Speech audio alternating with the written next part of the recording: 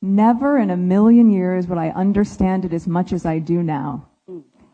Being here, right? Being here. And what has been echoed so much, really, in the past day by men and women alike is, oh, we weren't surprised when we found out when you were a Nigerian.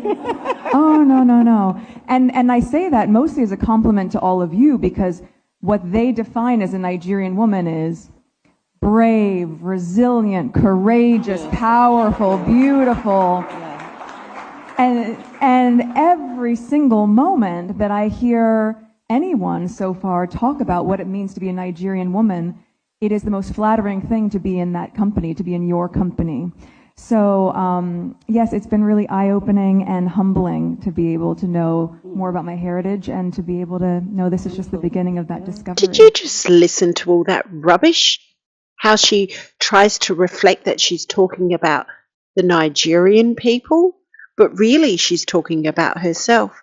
Beautiful, talented, blah, blah, blah. Always about herself. She can't actually compliment other people and put them up on a pedestal. It always has to be about herself. When will this woman ever take accountability for anything? I just don't think it's ever going to happen.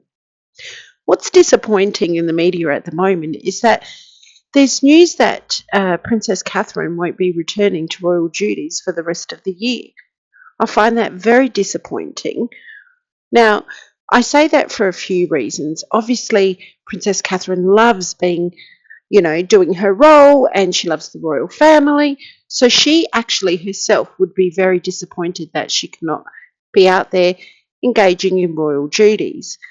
But also, I'm really disappointed in the fact that Meghan and Harry are out there doing these tours and trying to overshadow the royal family by basically putting out the message that, well, you guys are incapable, so we're taking the spotlight. And this gives Meghan and Harry the rest of the year to keep putting out puff pieces in the magazines that they obviously, with like People magazine, that they've hired the editor to make them look extra successful. That's what I find really disappointing. Of course, Princess Catherine has to look after her health, and I really hope that she's really knocking this disease out the park and she's feeling good and, she gets healthy and all the rest of it, and that she feels totally okay within herself. But with her being out of the limelight, it gives Meghan this big, fat, egotistical head, in my opinion, that, oh, look at them, they can't do their job. We are going to do the job for them, inadvertently. And their next stop is apparently Ghana, another Commonwealth country. Now, I'm a very critical thinking person. I still believe that they want to be elected as head of the Commonwealth. That's why they're going to all these countries where, there's black people. I really do. Or she's going to sit for the elections, a seat in some kind of elections over in the States. There's something behind it. And of course, as always, she's going to snap up this opportunity because everything is paid. The security, they get gifts, she gets allowances for clothes. $120,000 worth of clothes she used in 3 days being in Nigeria.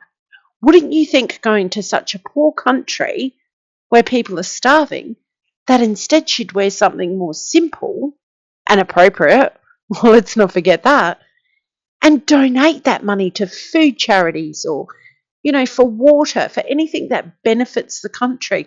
I mean, if I was that wealthy and I was in a position, that's exactly what I would do. But of course, she doesn't think like that. She has to think about, oh, look at me, look at what I'm wearing, look how expensive it is. I finally made it to the top. How did she get to the top? Again, I stick to my narrative that she's been planted in the royal family for ulterior motives. I cannot get that thought out of my head because it's too goddamn fishy. And why is nobody stopping her? I suspect behind the scenes in the royal family, they are doing stuff to stop them or whatever is going on behind the scenes. And I'm sure we'll hear something very soon. Because apparently King Charles and Prince William are absolutely livid. It's time he put his crown on, took dad hat off, put his crown on, and acted for the people of the Commonwealth and the UK, obviously.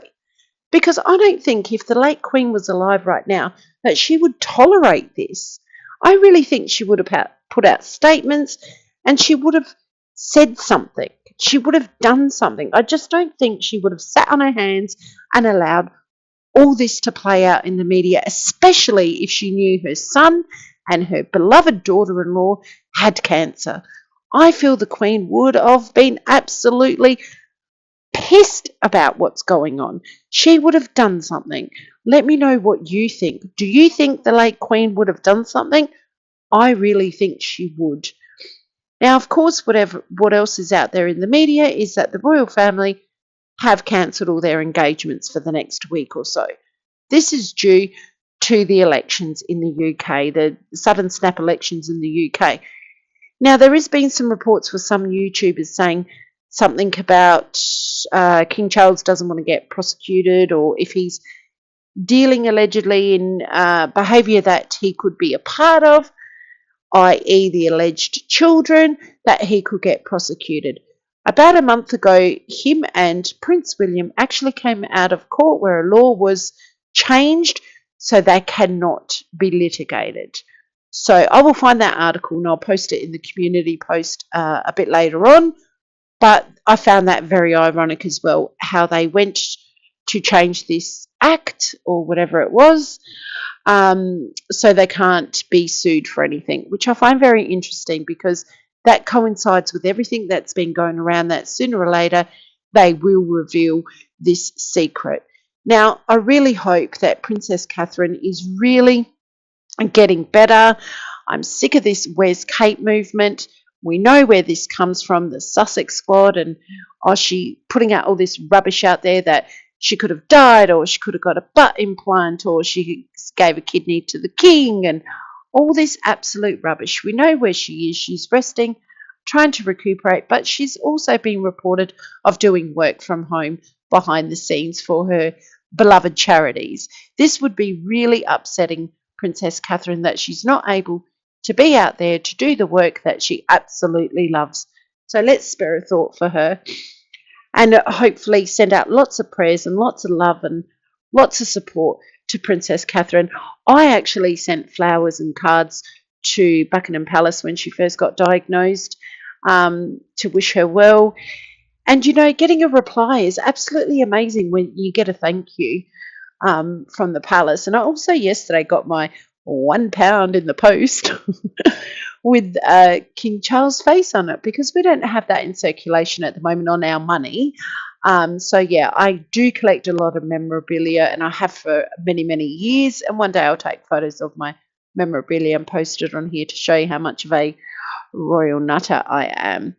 But let's all send prayers, good wishes out to Princess Catherine, and hopefully we will see her maybe at the Christmas church service. That'll be lovely. And hopefully she's really kicking this insidious disease out of her body. And to everyone suffering, my love goes to you. Catch you on the next one.